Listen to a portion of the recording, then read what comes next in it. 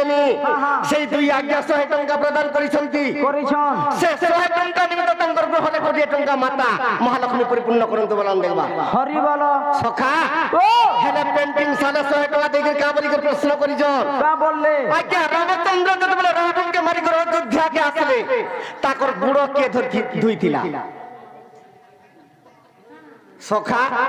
দশরথ স্ত্রী কৌশল্যা কইকে আর সুমিত্রা মানে তো বিধবা অবস্থা হয়ে গলি হেলে তাঙ্কর পাদ কে ধুইছিলা আর করকে নেইছিলা বলি করে প্রশ্ন করিছ সখা আজ্ঞা প্রশ্ন করিছিলে রাবণকে মারি করে যেতবেলে রামচন্দ্র অযোধ্যাকে আসিছিলে সে অযোধ্যারে তাঙ্কর গুড় হাত কে ধুইছিলা সখা আরে পঞ্চবটী বনু রাবণ সীতাকে জেনেলা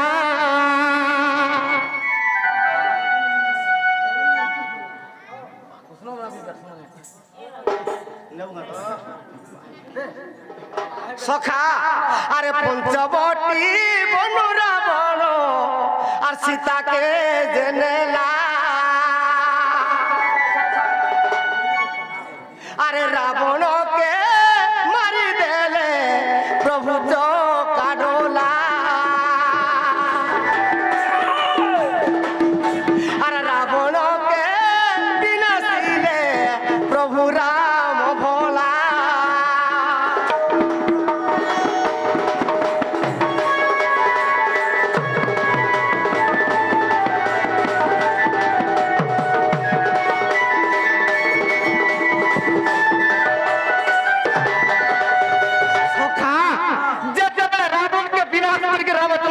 অযোধ্যাকে ফিরুছন আচ্ছা হ্যাঁ হনুমানকে কহিদেলে হনুমান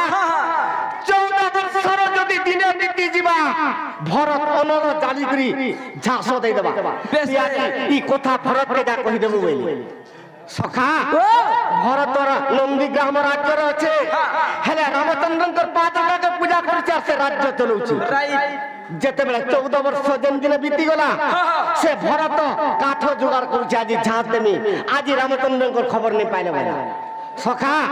সেদিনে কাদিন পড়িছে বাবুরে মাঘ মাস শুক্ল পক্ষরে আর চতুর্দশী দিন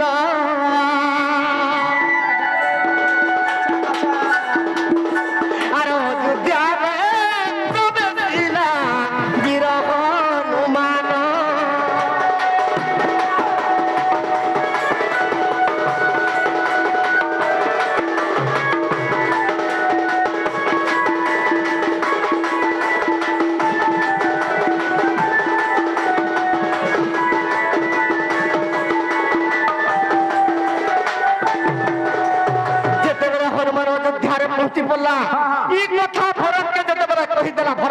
সামন্ত ধরিকে রামচন্দ্র ভগবানকে নিয়ে গেলি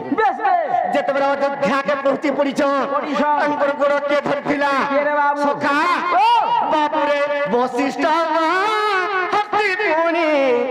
রামঙ্কর গোড় সখা সে বশিষ্ঠ মূর্তি রামচন্দ্রঙ্কর পাদ ধুই দেলে আর কা বলুছ আরে প্রার্থনা করিলে বাবু রাম বারম্বার সখা সে বশিষ্ঠ ঋষি রামচন্দ্রঙ্কর গুড় ধুইকে কা বলুছেন বশিষ্ঠ এ আগে প্রভু নারায়ণ অনঙ্গ দেবতা আর অসুরানি গতি তুমি সৃষ্টি কর রক্ষা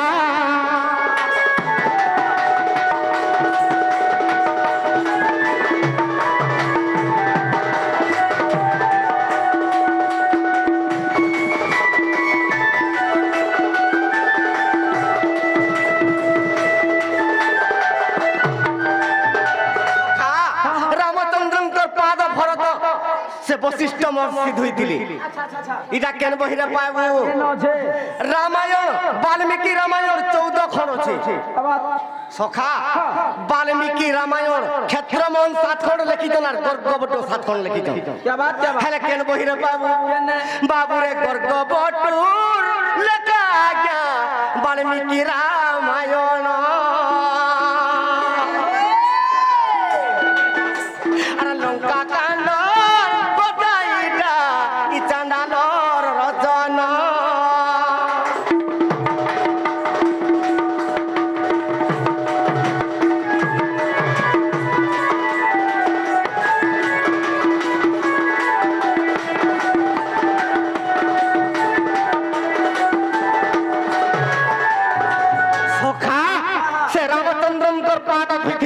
বশিষ্ঠ মহর্ষি।